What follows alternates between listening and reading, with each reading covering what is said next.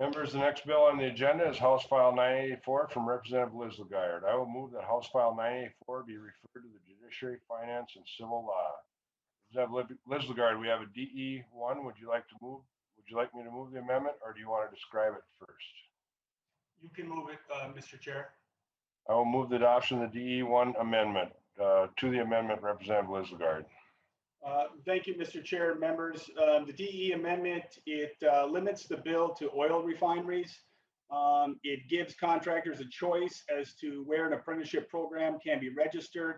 It allows flexibility for contractors to have up to 15% on site that have not been trained in the registered apprenticeship. It provides enforcement by the Labor Standards Division instead. And it also requested, that was requested by the Department of Labor and Industry, and would also provide civil penalties and private lawsuits for enforcement. Any questions on the DE1 amendment? All in favor of the DE1, please say aye. Aye. Aye. Opposed, say nay. Aye. Motion carries. Representative Lizzigard, please explain your bill as amended. Well, thank you, Mr. Chair and committee members.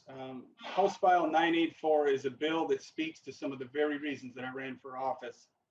It is about putting our best foot forward as a state and demonstrating that we take serious the safety of workers in our communities. This isn't some sort of union versus non-union. Many of you know me and know that my heart is with labor.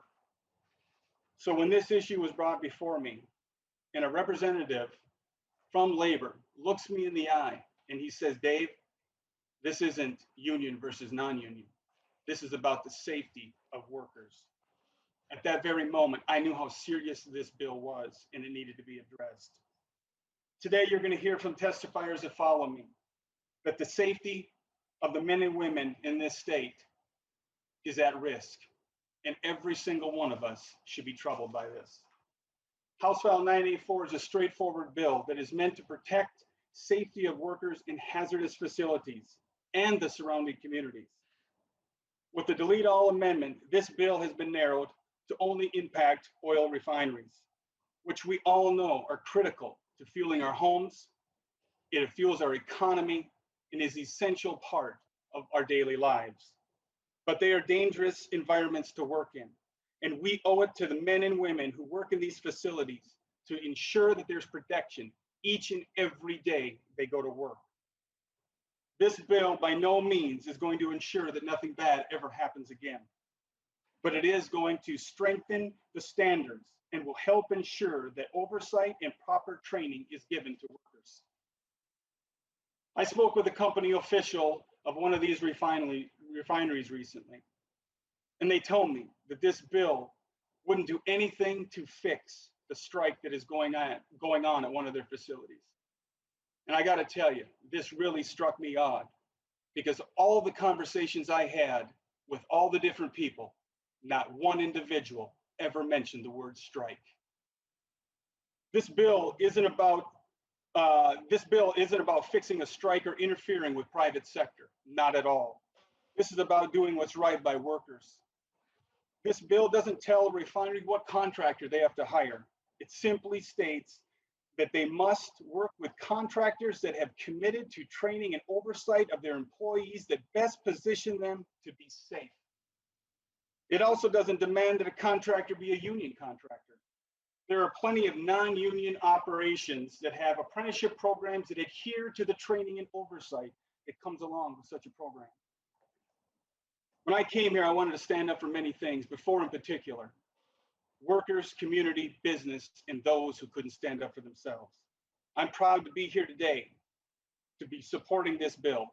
Members, my heart is pure. We have a problem, and it's a serious one. You're going to hear from individuals who have been working in these facilities. And I believe that when you hear their stories, you're going to understand why they're passionate, I'm passionate to fix this problem that is before us. I truly believe that this bill gives us an opportunity, not as Democrat, as Republican, union, or non-union. It's about what's doing right. It's that simple. With me today, I have several testifiers But with your permission, Mr. Chair, I'd like Brendan Cummings to go through the bill from a technical aspect. And then after that, with your permission, Mr. Chair, I'd like others to share their experience. Thank you, Representative Lizzigard. We'll go to testifiers, and I'll read off the first three. Brendan Cummings, Minnesota Pipe Trades, will be up first. Commissioner Nicole Blissenbach from Minnesota Department of Labor Industry, and then our old friend Chair Mahoney will be up third, and then I'll name the next three after that. Mr. Cummings from Minnesota Pipe Trades, please state your name for the record and proceed. Thank you, Mr. Chairman, members of the committee. I'm Brendan Cummings, attorney for the Minnesota Pipe Trades Association. Testifying in support of the bill, I'll walk through its technical requirements. This bill would require contractors working at oil refineries to use a skilled workforce trained in registered apprenticeship programs. Section 1 of the bill is about enforcement. It would allow the Commissioner of Labor and Industry to issue compliance orders, which is the same tool that is already used to enforce other workplace laws. Section 2, subdivision 1 of the bill contains the definitions. The definition of contractor makes clear that this bill would apply to skilled work in construction, alteration, demolition, repair, maintenance, or hazardous material handling. The definition of contractor also applies to any level of subcontractors, but it does not include employees of the owner or operator of the oil refinery.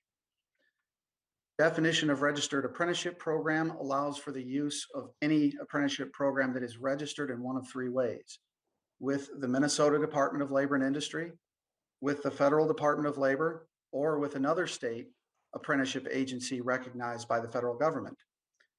This definition allows choice on where to register. But no matter which registration agency a program chooses, registered apprenticeship is subject to high standards of safety and training under the applicable federal regulations cited in the bill.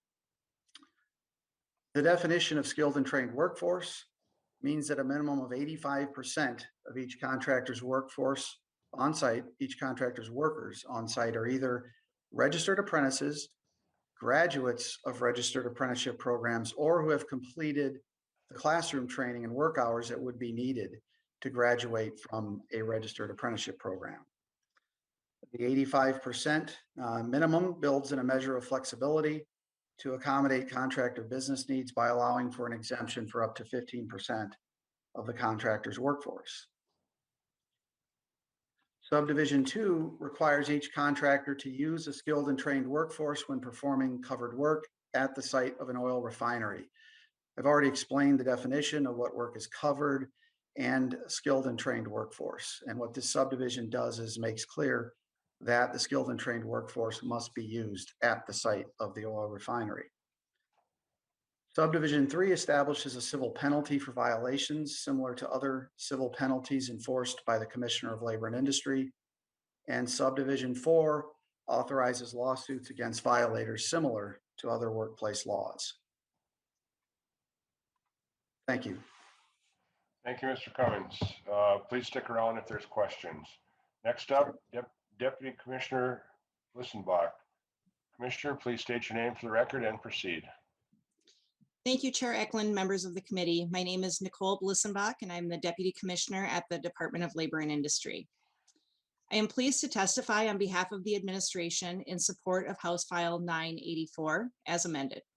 The requirements in the bill for a skilled and trained workforce in the construction and maintenance of oil refineries will ensure workers have access to the skill development and training needed to perform the work safely.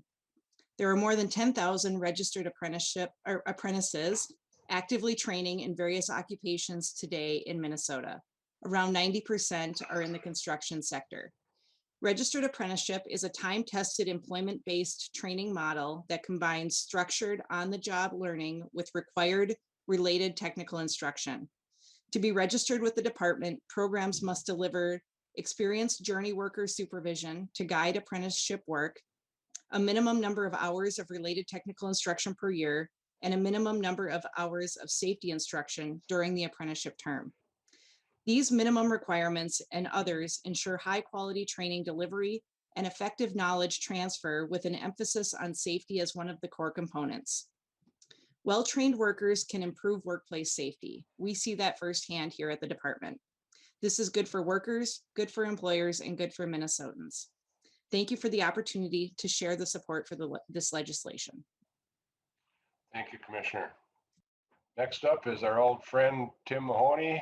He retired as chair, so that's why I identified him as chair.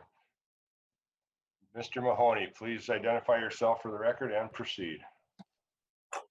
Thank you, Mr. Chair. And yes, I could just introduce myself by my title because apparently I'm able to use that title for the rest of my life, which is the Honorable State Representative Tim Mahoney, retired. The last time I tried to use that honorable piece, my union brothers and sisters started hooting and hollering, and one of them threw something. So there's always respect. Members, thank you for listening to me today. I do want to inform you of two things. There is life after the legislature. Retirement has been very, very good to me, and it'll get even better once the travel restrictions are lifted. And no, I am not a paid lobbyist. I am just a private citizen that thinks this is a good bill. I got a couple of text messages from friends that said, oh, you went over to the dark side. So with that said, members, I'm here to offer my support for this bill. House File 984, it's a very good bill. I spent 3/4 of my time at the legislature working on workplace safety and serving on the Work Comp Advisory Council and championing OSHA rules, regulations, the inspections, and the penalties. The other place I put tremendous energy is job training. I can't tell you how good my heart feels when I know that the state has invested, although the state doesn't invest in most of the construction industry's training, someone has gotten a living wage job and can take care of their family and their bills. This bill addresses both. And in an oil refinery, they are both so critical. Oil refineries are one of the most dangerous places to earn a living. From saws that can cut off your fingers in an instant to live hydrogen units that can explode from one wrong spark. And I just want you to know, through good luck, good work, safety protocol, we've never had an explosion of hydrogen in this state, ever. And I hope we never do. In between, you can be injured from vapors, from asbestos, from loud noises, from falls, slips, tripping hazards, burns, and my favorite, steel in the eye. There are many other hazards also that I don't want to take up the time of the committee to mention, but you get the idea.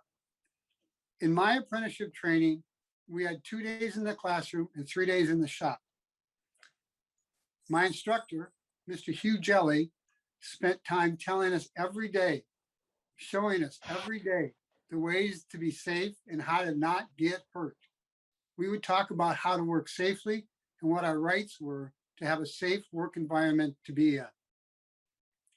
Any job employers want well-trained employees. That really is the key to having a very successful business, or one of the main keys to having a very successful business. A good apprenticeship program teaches not only safety, but how to be a productive worker the first day on the job. In the trade that employed me for 30 years, we learned many things from threading pipe to installing pipe, to how to build pipe supports, how to install steel, copper, plastic, you name it, we learned how to install it. We learned how to read blueprints and how to draw blueprints, how to use tools of the trade. Everything from basic pipe wrenches to magnetic drills to tap and die sets, plasma arcs, oxyacetylene torches, how to lift heavy equipment with cranes, how to install and fix HVAC systems, how to install and fix ammonia systems and high pressure piping. Apprentice training makes you a smarter, safer, and more productive worker. In today's markets, where the price is so important, smarter, safer, more productive employees is what the construction contractors and their customers are asking for. We have around 10,000 apprentices in Minnesota training programs in many different industries. We have the best or one of the best run and highest standard programs in the nation. But this bill, which I really appreciate, this bill recognizes that there are both federal and state programs across the nation. And it is agnostic about which and where. It only wants you to have graduated from or accumulated the equivalent of apprenticeship training programs. Mr. Chair, this is a good bill. And as I used to say, it's a good bill, you should vote for it. And with that, I'll stand for any questions. Thank you, Mr. Mahoney. I appreciate your time. The next 4 people on the list, I thought we had more, are Matthew Foss, Kevin Chapdelaine, Dean Mills, and Adam Hansen. Mr. Foss, Matthew Foss, fire mechanic and rescue lieutenant. Please identify yourself for the record and proceed with your testimony. All right, good afternoon, Chair Eklund and committee members. My name is Matt Foss. I live with my wife and 2 kids. I grew up in West St. Paul, Minnesota. I've worked at the St. Paul Park Refinery for 22 years as a firefighter and fire mechanic. I love my job, but I and many others, co-workers, are worried that the decline of safety and training standards at this facility. I'm here today to talk to you about some troubling issues I have witnessed and to advocate for improved safety and training standards in the bill before you today that will make sure refineries like St. Paul Park are safer places to work for employees and the people who live, work, or go to school nearby. Let me be clear, a refinery is a very dangerous place to work. A small mistake can have catastrophic consequences. Using the wrong equipment to clean a tank, failure to use the proper PPE, personal protective equipment, incorrectly handling of chemicals such as hydrofluoric acid. These are mistakes that not only put refinery workers at risk, but they can also expose neighboring communities to a disaster.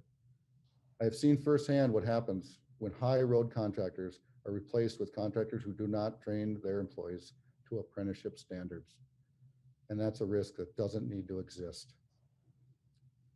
I've also seen untrained subcontractors that don't know how to use Minnesota fire hydrants, a critical infrastructure and safety for the plant. I've seen untrained subcontractors use life-critical safety equipment such as self-contained breathing apparatuses incorrectly. That puts myself, a firefighter, my coworkers, and the community at risk. In conclusion, these guys don't know what they don't know. And that is a dangerous thing in a place like St. Paul Park Refinery. With apprenticeship level training, these folks will be able to read a situation and be trained to ask the right questions before they do a dangerous job in the plant. My job is to make the refinery safe for all employees and the community around us. This bill would make it easier for me to do that. Thank you for your time. I urge you to support this bill. Thank you, Mr. Foss. Next up, Kevin Chapdelaine, Newport City Council member. Counselor, if I got your name wrong, I apologize. Please identify yourself for the record and proceed. Good afternoon, Chair Eklund and committee members. You did a fine job, Chair. That's exactly the way it's pronounced. For the record, my name is Kevin Chapdelaine. I thank you for allowing me the opportunity to testify in support of House File 984 today. I am a city council member in Newport and a retired pipe fitter from St. Paul Pipe Fitters Local 455. During my 38 years of working as a pipe fitter, I've had the privilege of working in both the Flint Hills and the St. Paul Park Marathon oil refineries.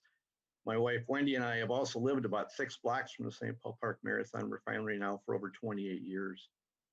Having served a 5-year apprenticeship myself, as well as having trained many apprentices during my career, including one of today's previous testifiers, I'm a big believer in the value of registered apprenticeship programs to train young men and women to be safe and productive workers. I have worked in these facilities and am familiar with their operation. I believe these are not the places for poorly or untrained individuals to work.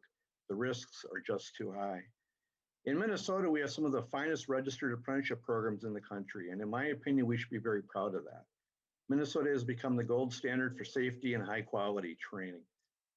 As you may imagine, living near an oil refinery comes with a level of concern that does not exist in other types of industry. This This year, that level of concern has escalated dramatically. I have heard from many of my constituents over the past few months, and the increased angst from my community is unanimous. As a city council member, my other main concern is for the members of Newport's fire department. It's one thing for a paid on-call firefighter to fight a residential fire. It's something entirely different to ask them to address a large refinery fire.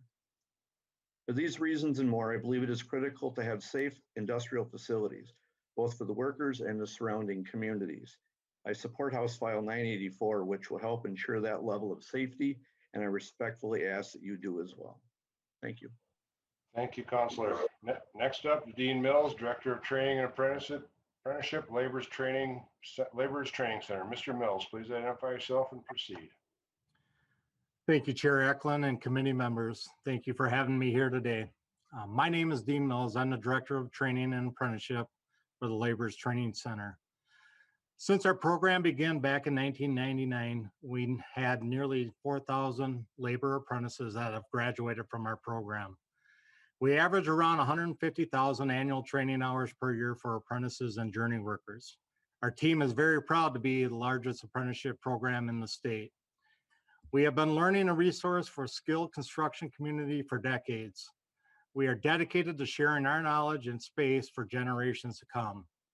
I had the privilege of spending 12 years of my career working in a refinery in St. Paul Park. The safety standards that exist on industrial work sites today are so much further along than when I started back in 1987. One of the most important benefits of apprenticeship training is proper use of PPE, such as eye, hearing, respiratory protection, and job safety analysis. Registered apprenticeship programs lead to safer workforce in refineries. As an apprentice, you'll learn more how to pour concrete, build scaffolding, deal with chemicals, work in confined spaces, perform fire watch duties, and so much more. When you're inside the gate of the refinery, every moment is a potential hazard. Every worker must be skilled and aware to prevent mistakes and injuries and/or deaths. Apprentices learn from technical theory, skills practices to equip workers with broad ranges of skills, knowledge, and hands-on experience to safely work in refineries. We continually update our programs to be consistent with industry and technological advances. This is another reason why union trade workers are the safest, most current, and qualified professionals in refinery jobs. This bill will keep refinery workers and the community safe by ensuring the highest safety standards in the skill force.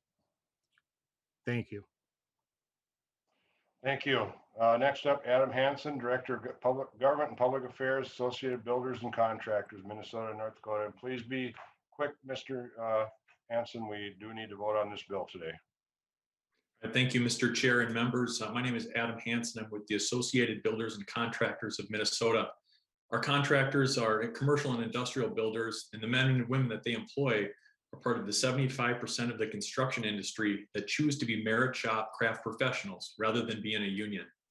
Several of our members build, maintain, and repair Minnesota's refineries covered under the sweeping legislation. Our members have customized in-house safety programs, craft training programs, and more, even though they're not registered with the state. They take pride in their work and even more so their safety record for each and every employee that they have.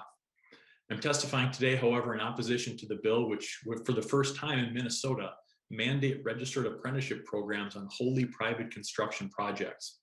This bill will have a discriminatory impact against qualified local contractors and the qualified local men and women they employ.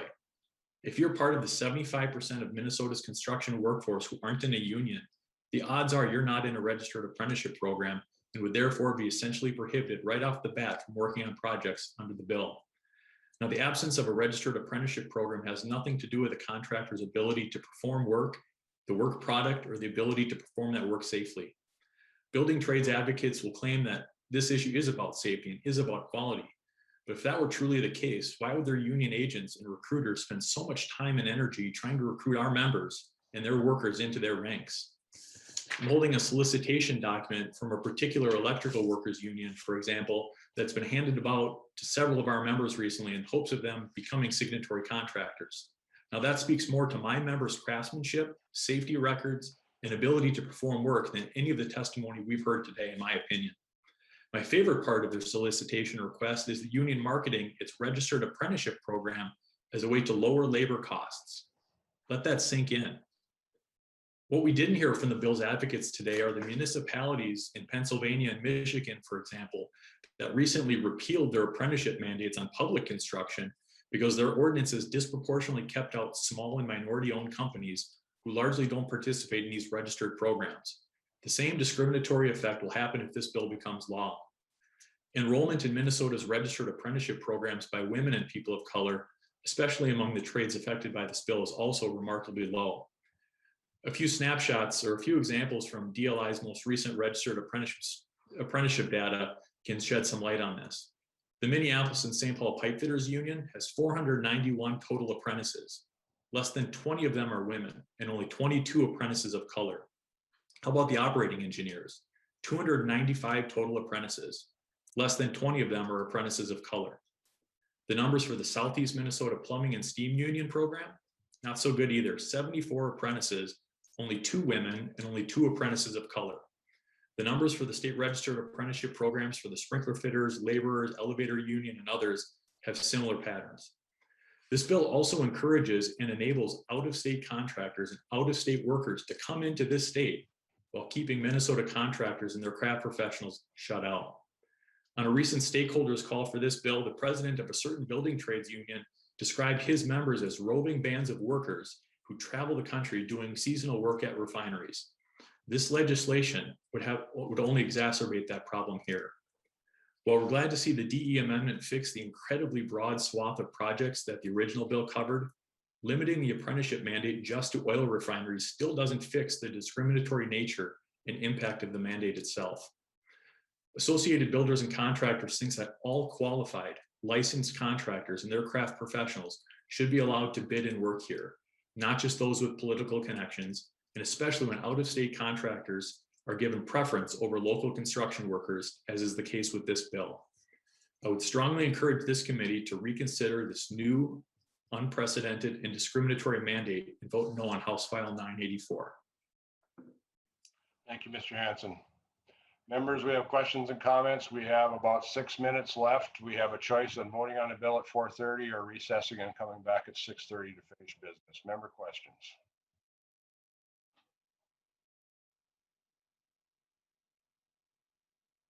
Representative McDonald.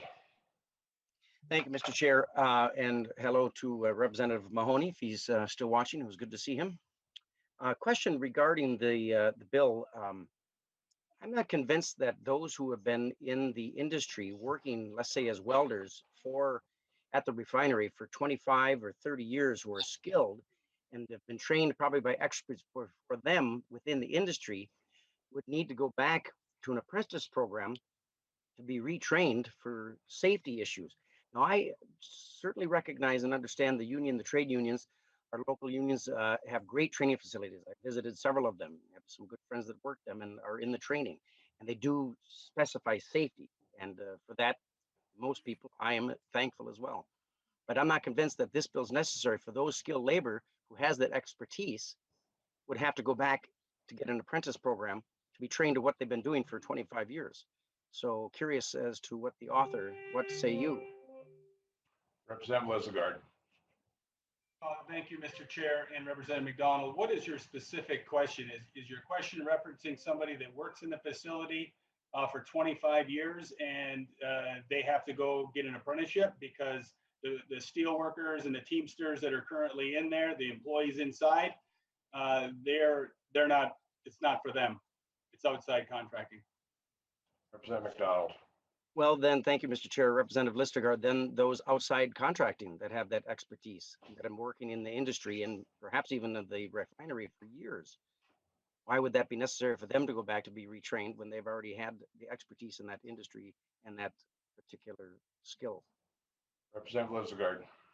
Thank you, Mr. Chair and Representative McDonald. This is about setting a standard in oversight. There are a lot of individuals that through hard work and long term, they have the skill set. But when you go into a trade, there's documentation, there's progress being made. You have oversight each and every day. That's what this is. This is about ensuring that there is oversight and there is proper training. there's nothing to say that somebody that worked somewhere else for 25 years, that they can't go in and join the apprenticeship and then be sped up just because they have all that experience. It happens all the time. Representative McDonald. Well, many folks just don't think that's necessary, Representative Lizzigard. If you have the expertise and training for the last 30 years in a particular career, be it pipe fitting or welding or hazardous material or demolition, you don't need to go back to an apprentice program to be retrained. So I think I've heard from several folks that just in that particular case is not necessary. Perhaps for a new worker, perhaps that's the case, but that's certainly not the case for those who trade laborers who already do subcontracting work for this industry. Is that a final comment, Representative McDonald, or was that a question? Okay, yes, that's correct. Thank you, Mr. Chair. And then Representative Lizzigard, there's a couple of different areas within the bill that don't offer the apprenticeship program. I've been notified by hazardous material demolitions and I think hazardous waste removal. So those are no apprenticeship programs currently. What about those particular careers then, if your bill doesn't address that? Representative Lizzigard. Mr. Chair, if I could go to Brendan Cummings for that response to Representative McDonald. Mr. Certainly. Cummings. Mr. Chair, members of the committee, Representative McDonald, all of the types of work that are listed in the bill are apprenticeable trades and have registered apprenticeship programs. Hazardous material handling is something that the laborers program trains for. For example, Mr. Mills testified already today. There may be other trades that train in that as well. Demolition is trained by the laborers. Mr. Mills testified today. Again, that's his program. Each one of those items has a registered apprenticeship program. And the definition of the work was drafted so that it would cover the apprenticeable trades, not the employees of the facility. Representative McDonald. Thank you, Mr. Chair. Thank you for that clarifying that. Just lastly then, because I know we're on a strict time, Representative Lizzigard, I appreciate your passion and your heart is into this. That's awesome, and it's evident. I'm sorry I can't support this bill at the time, but just to note, two of your testifiers did say they had the honor of working at these two refineries. No, never did they say that it's unsafe and this bill has to be. They had the honor of working there. And that should tell you enough that these industries are care for the safety and well-being of all their employees and families. Thank you, Mr. Chair. Any other member questions? I've got one comment before I let Representative Lizzigard close. I had the honor of working at a paper mill, and I was honored to know that the apprentices and pipe fitters and skilled tradespeople that came in there had the proper safety and training to make sure that the outages were done correctly and positively. And I think this is just a bill that needs to be voted for as we're going forward, because it's going to further ensure the safety of the workers and the employees down the road. Closing comments, Representative Lizzigard. Well, thank you, Mr. Chair, and thank you, committee members, and to everyone that testified and shared your story. I will address Mr. Hansen. For the last 2 months of me working on this, not one individual ripped on non-union companies. And what I heard that gentleman do was rip on labor for some reason. This isn't non-union versus union. This is about ensuring that employees, both inside the facility and contractors coming in, have the right to go home safe to their families and their communities. That's what this bill is. Has nothing to do versus union or non-union. So that comment to me and that demeanor of his presentation was totally out of line and disrespectful for the safety of the people in and outside that facility. So with that, thank you, members, and I would hope that you would support this bill. I will renew my motion that House File 984 as amended be referred to the Judiciary, Finance, and Civil Law Committee. Ms. Doyle, please take the roll. Chair Eklund. Aye. Eklund, aye. Vice Chair Zhang. Aye. Zhang, aye. Representative Detmer. Nay. Detmer, no. Representative McDonald. No. McDonald, no. Representative Berg. Yes. Berg, aye. Representative Bliss. No. Bliss, no. Representative Edelson. Aye. Edelson, I. Representative Frederick. Aye. Frederick, I. Representative Greenman. Aye. Greenman, I. Representative Nelson. Aye. Nelson, I. Representative Poston. No. Poston, no. Representative Raleigh. Raleigh, no. Raleigh, no. Representative Sundin. Aye. Sundin, I. There are 8 ayes, 5 noes. 8 ayes and 5 noes. The bill is on its way to judiciary.